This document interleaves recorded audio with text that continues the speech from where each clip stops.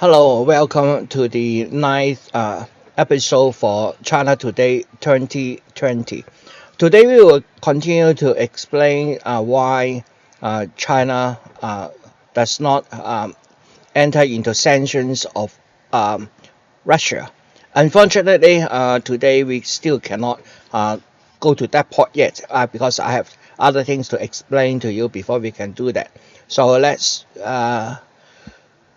do it. American national policy, at least since 1992. The reason I say is at least since 1992, I found uh, the current documents that I have on hand refer back to 1992. But I know definitely this is a much more longer term policy. Just that I haven't got the exact evidence to show you at the time. So I say just at least since 1992. At that time, the 1992 Defense Planning Guidance state clearly that Washington would prevent emerging threats and protect the global order. What does it mean is that Americans must be number one and cannot be number two. Hence, any country which may challenge Washington's leading position will suffer from its all kinds of actions. In the Obama doctrine, actually is the rebranding of the U.S. Hegemony. It states clearly that we must lead the world. A country with about 5% of the world's population has a doctrine to always lead the world in almost every aspect. Itself is a contradiction. We can trace it back to Brzezinski's The Grand Chessboard. This is the cover of the book. And I'm extracting some of the information about this book from a treat. The treater has already got out some of the information. I have glanced through this book and will agree with the treater, and therefore I'm including it in this presentation.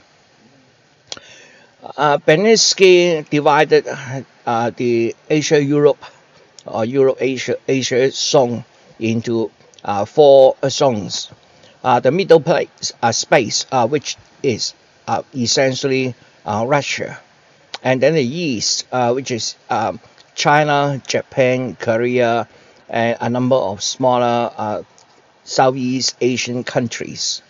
And the south is referred to the Middle East, and then of course the west, which is the Europe. So that in his idea, it is the chessboard, the four zones.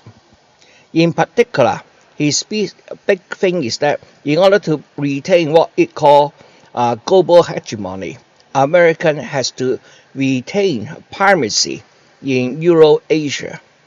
Now remember, America is not in Euro-Asia, but America has to retain primacy in Euro-Asia. As I said, he divided the Euro-Asia area into four spaces. He writes that for America to prevail, there are three conditions. Number one, the middle space should be drawn increasingly into the expanding orbit of the West. That means he considered drawing Russia into the West orbit is important. Second condition is the southern region should not be subjected to domination by a single player. That means the Middle East has to be divided and conquered. Third and the last condition, the East, that is China and Japan and Korea, etc., should not be unified in a manner that prompts the expulsion of American from its offshore bases. In other words, Eastern Asia should be divided as well, just like in the South. In order to allow Americans to have its military bases almost all around Southeast Asia. This is a map showing the American bases and the forces related to the bases.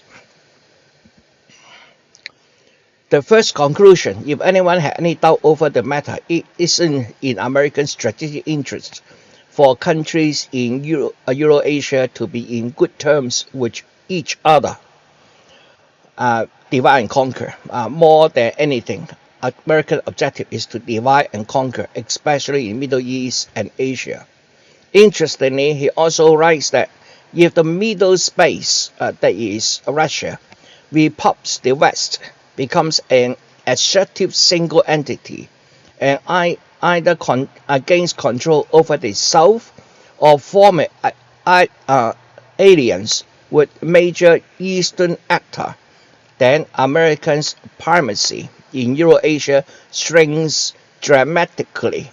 In other words, if Russia pulls away from the West and gains control of the Middle East or form an alliance with China, then America's global hegemony is seriously compromised. Unfortunately, it seems that Bernanke's advice haven't been heard by the American leadership. Or, from another angle, the American leadership have been too short-sighted. One of the reasons that Americans do not want Russia to join Europe is that Russia, being a very powerful military power, if it joins Europe together with the manufacturing and the economic might like Germany and France together, may pose a challenge to U.S. primacy.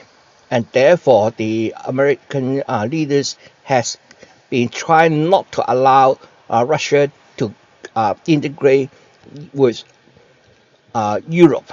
Unfortunately, that pushes Russia into the Chinese orbit, and therefore, what we see today is exactly what Bernanke has been warning against. He goes further to warn that the most dangerous scenario would be a grand coalition of China, Russia, and perhaps Iran. Unfortunately, that is what's happening. This gives a whole new meaning to the U.S. current efforts to revive the Iran deal killed under Trump. So the session talking about this is in black here. This is a image of a page of the book which talk about this. Bernanke also gives two other scenarios that would sign the end of America's global hegemony. First is if two major Eastern players were somehow to unite. Okay, look what are they today? Exactly. Unquestionably, China, and the second one is probably still Japan, even though India is a serious contender. With this conflict between Russia and Ukraine, we see that India is now trying to break away from United States control. And we know that Foreign Minister Wang Yi had just visited India. So is the Foreign Minister from Russia.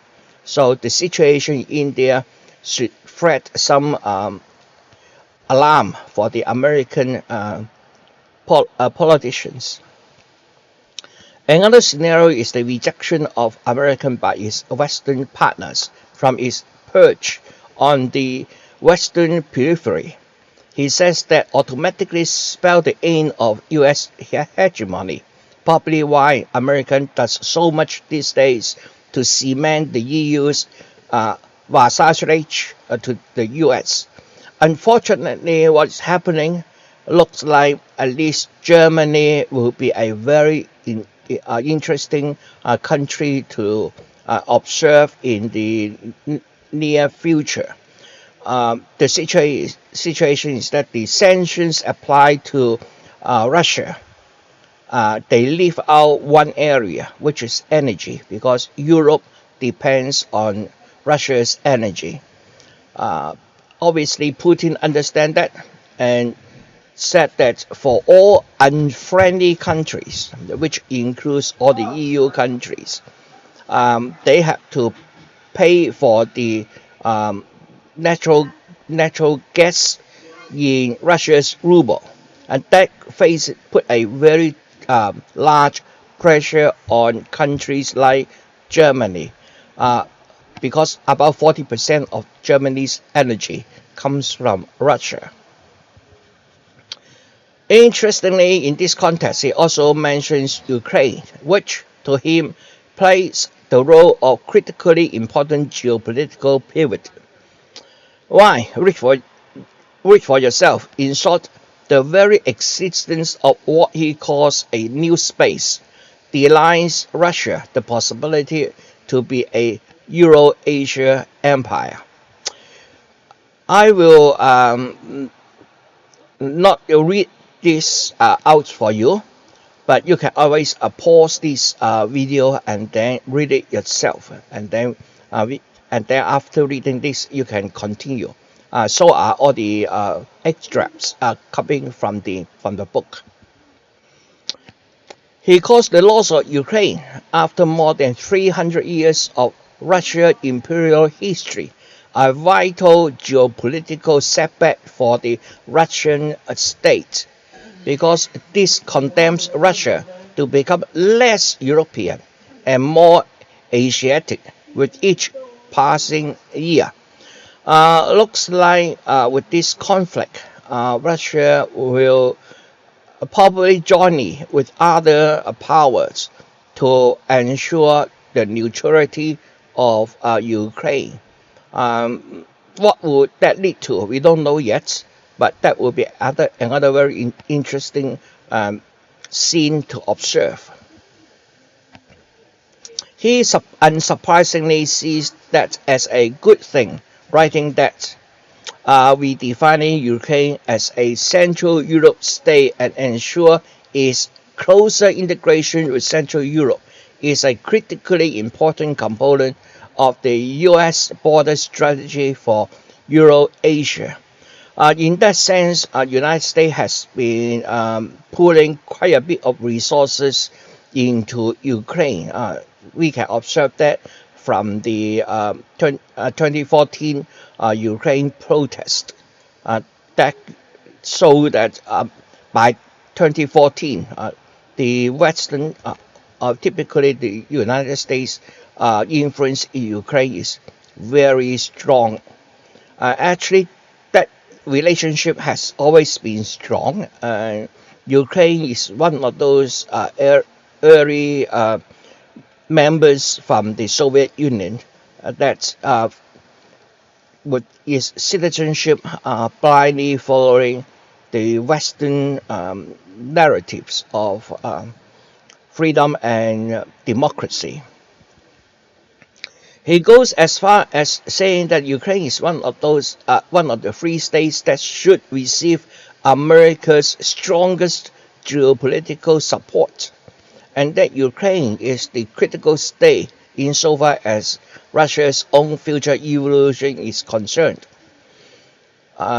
Ukraine had always been like that because of its geographic position, and therefore in the last 300 years, Ukraine is under control of different empires, including Poland, of course, including USSR.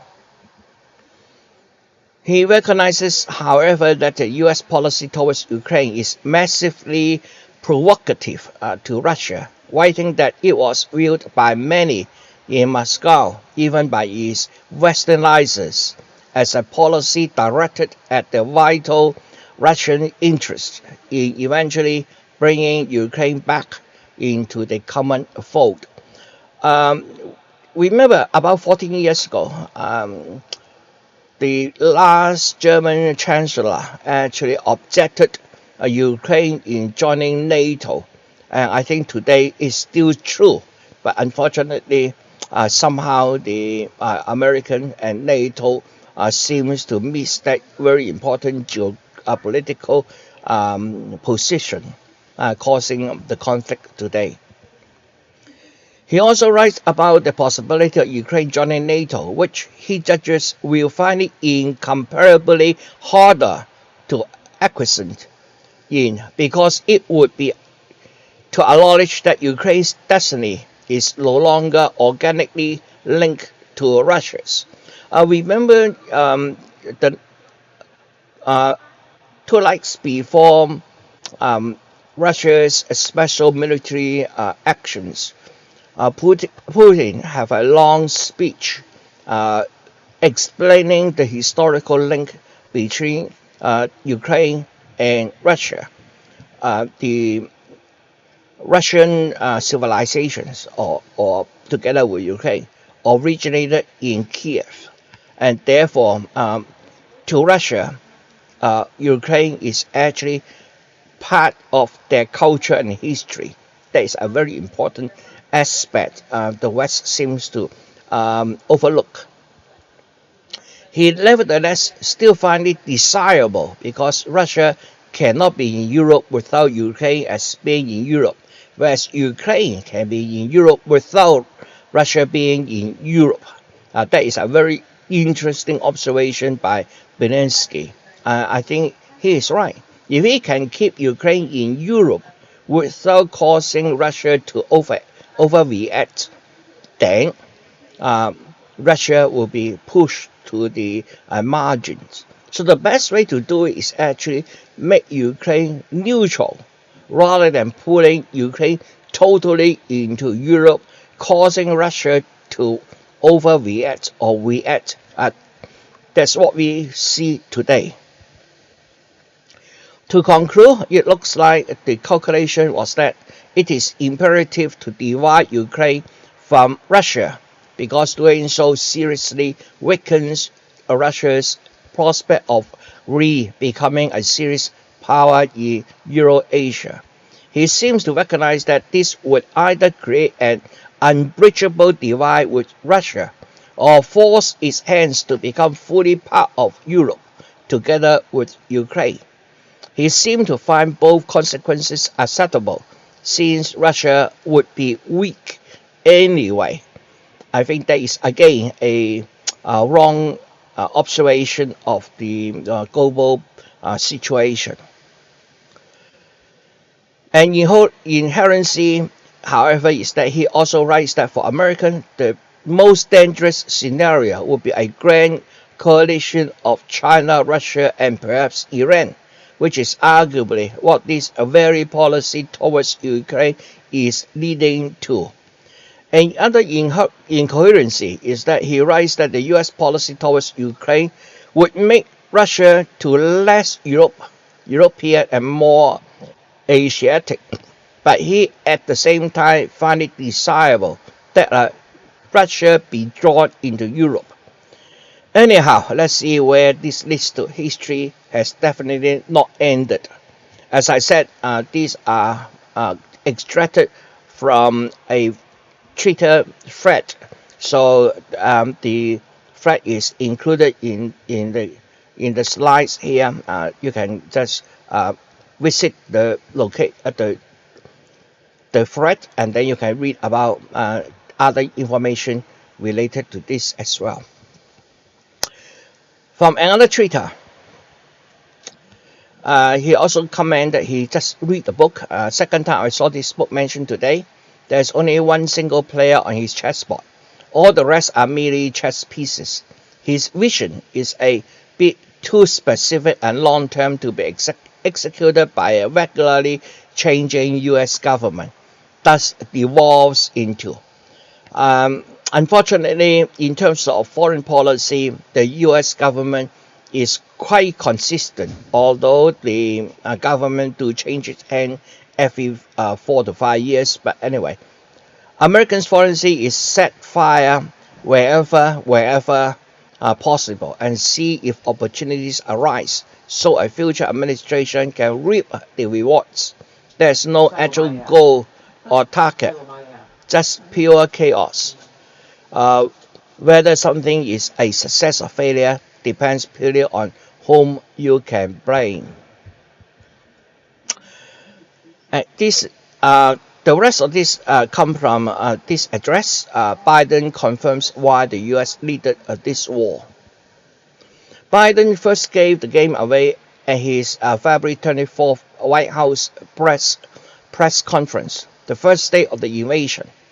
He was asked why he thought new sanctions would work when the earlier sanctions have not prevented Russia's invasion.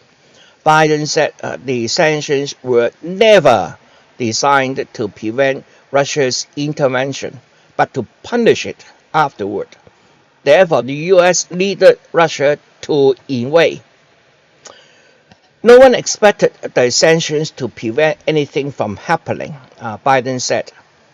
That is to, whatever, this is going to take time, and we have to so resolve so he knows what's coming, and so the people of Russia know what he's brought on them. That's what this is all about. So it is all about the Russian people turning on Putin to overthrow him, which would explain Russia's crackdown on anti-war demonstrators and the media. It was a low slip of tongue, Biden repeated himself in Brussels on Thursday. Remember, Biden has visited the NATO, EU, and G7. Let's get things straight. I do not say that, in fact, the sanctions would deter him. Sanctions never deter. You keep talking about that. Sanctions never deter. The maintenance of sanctions, the increasing pain, we will sustain what we are doing, not just next month, the following month, but for the remainder of this entire year. That's what will stop him. Okay. But unfortunately, I think the pain caused by the sanctions can also be felt by the European countries. This is the second time that Biden confirmed the purpose of the draconian U.S. sanctions on Russia was never to prevent the invasion of Ukraine, which the U.S. desperately needed to activate its plans, but to punish Russia and to get its people to rise up against Putin and ultimately restore a Yeltsin-like puppet to Russia. Without a cause, these sanctions would never have been imposed. The cause was Russia's invasion. And unfortunately, it seems it doesn't work because Putin's support in Russia actually skyrocketed. I think at the moment Putin is enjoying something like 83% support from his people, whereas Biden's support had dropped to 38%. I can remember that because the two numbers just interchange. Putin got 83% support, whereas Biden only got 38%. Could USA stop Russia's military action? The answer is no. The United States could have easily prevented Russia's military action.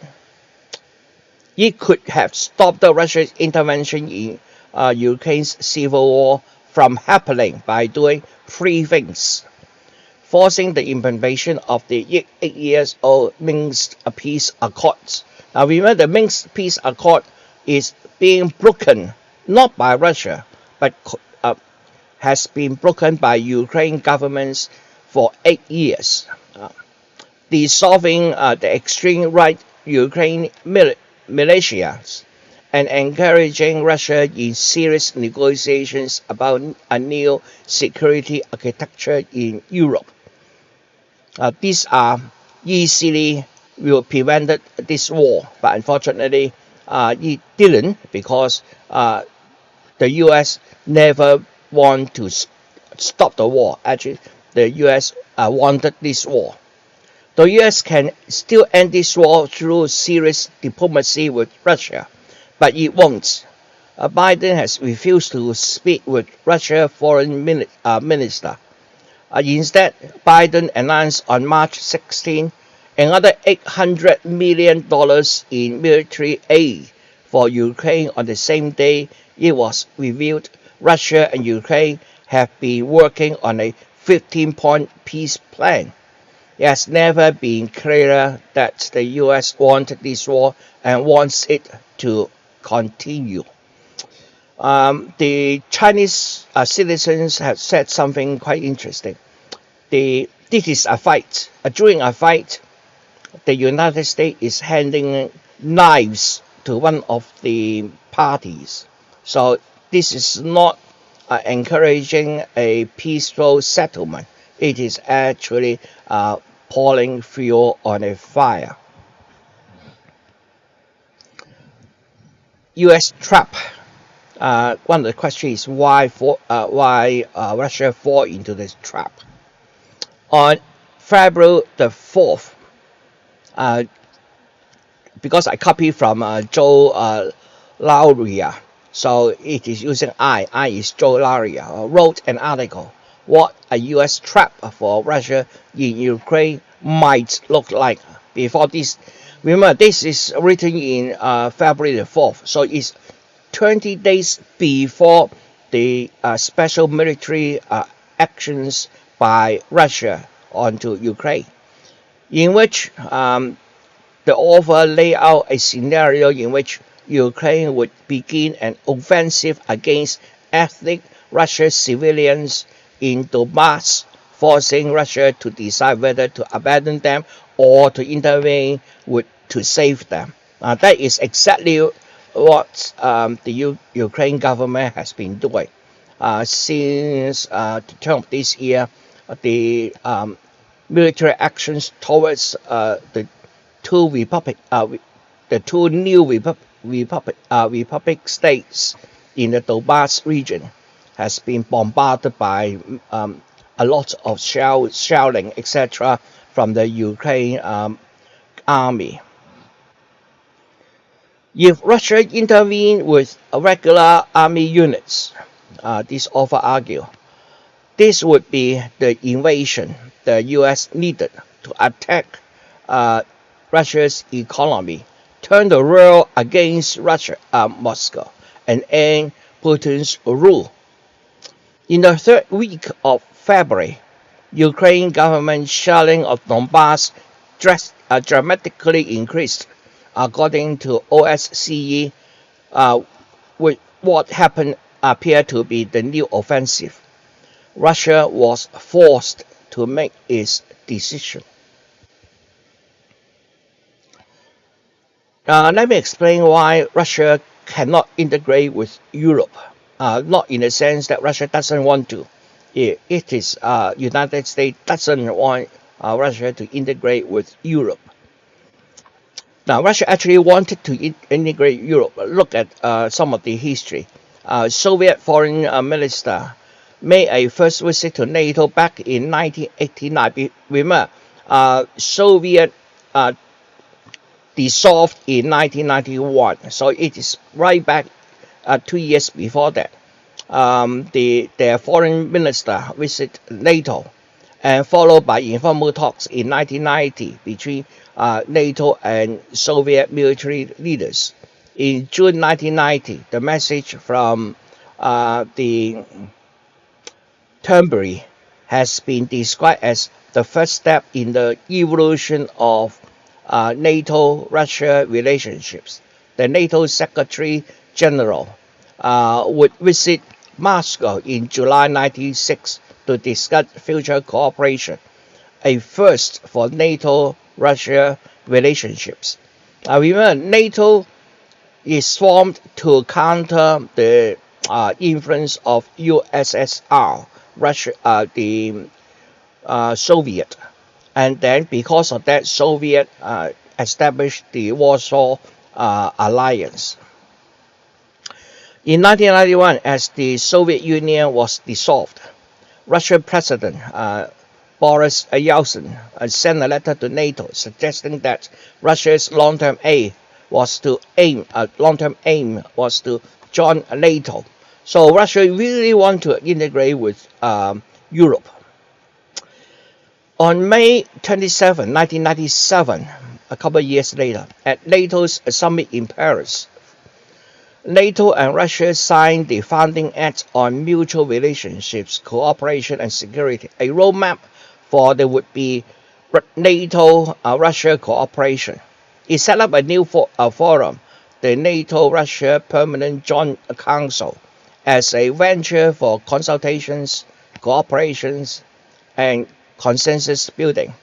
There was no provision granting NATO or Russia any veto powers over the actions of the other. NATO said it has no plans to station nuclear weapons in the new member states or send in new permanent military forces. The parties stated they did not see each other as adversaries, and based on an enduring political commitment undertaken at the highest political level, will build together a lasting and inclusive peace in the Euro-Atlantic area on the principles of democracy and cooperative security.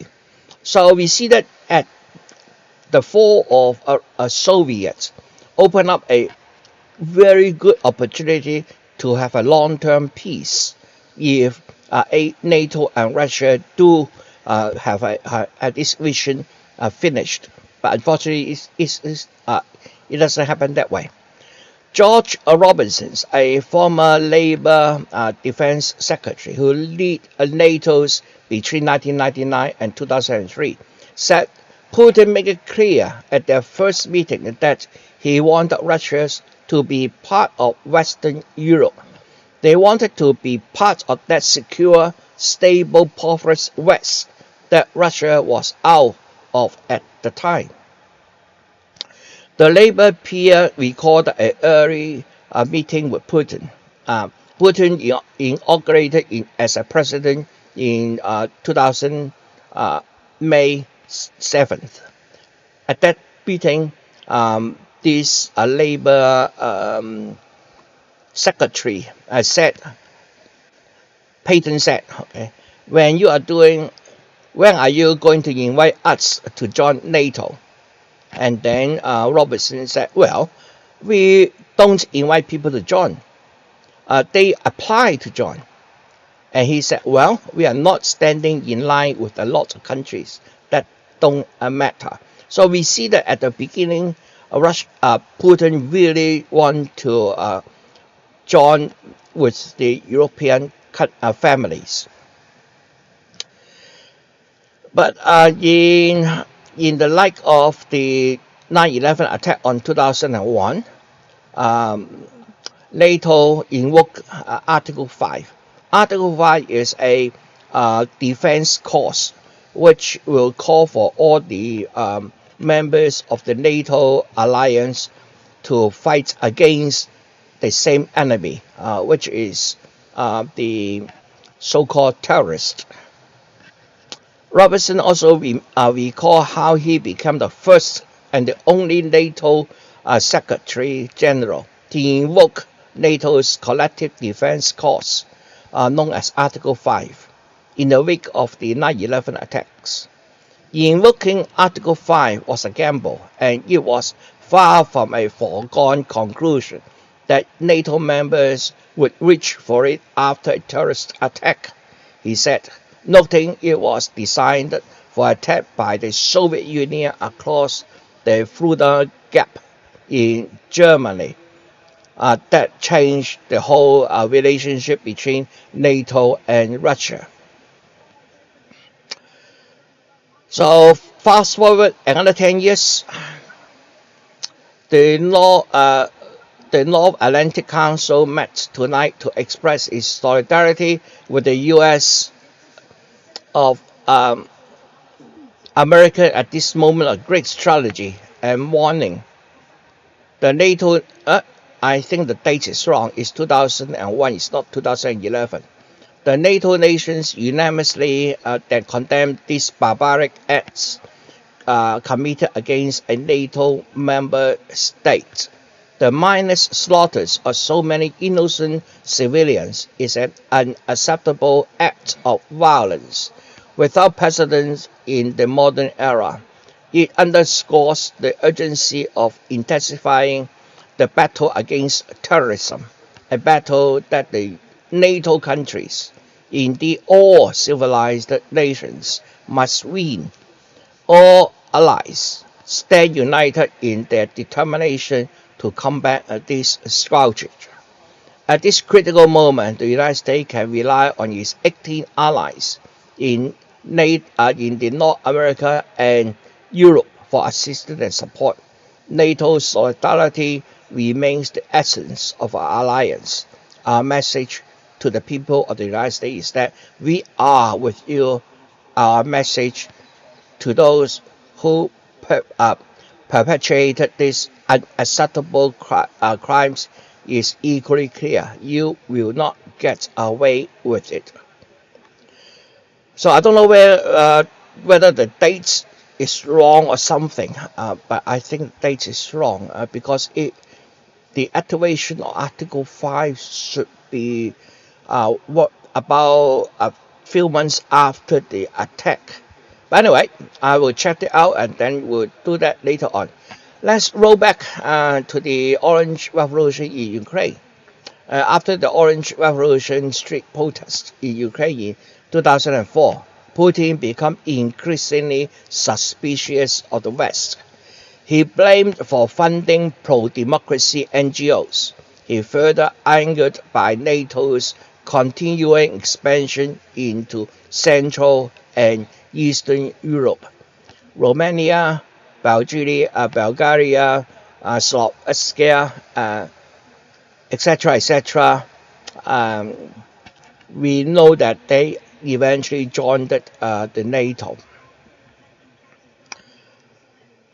So both Donetsk and Lugansk has voted for independence from this 2014 Orange Revolution. Voted for independence from Ukraine in 2014 after a US-backed coup overthrew the democratically elected president, Younger Kostrich. Remember, this is a major turning point of Ukraine. The Ukraine had elected a pro-Russia president, but he was overturned, and then he had to seek asylum in Russia.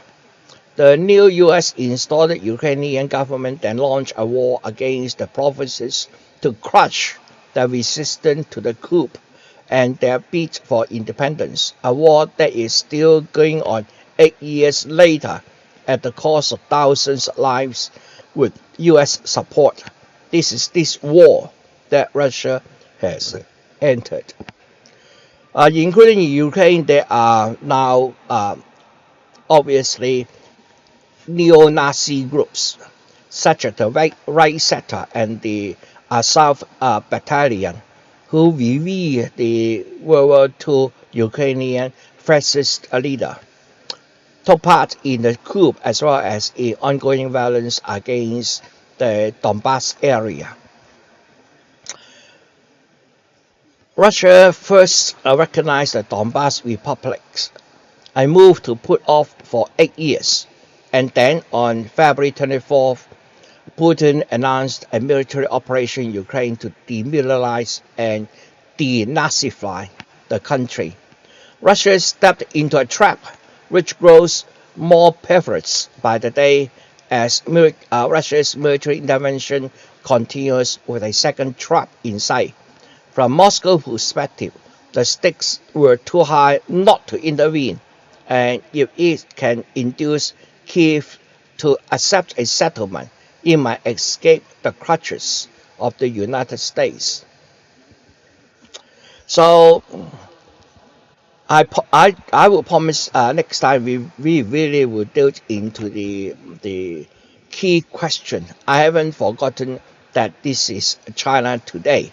We will talk about China, but I need to have a clear history to explain why China take the actions which China takes. So next week we will finally come to these important questions. Thank you for watching and see you next week. Bye.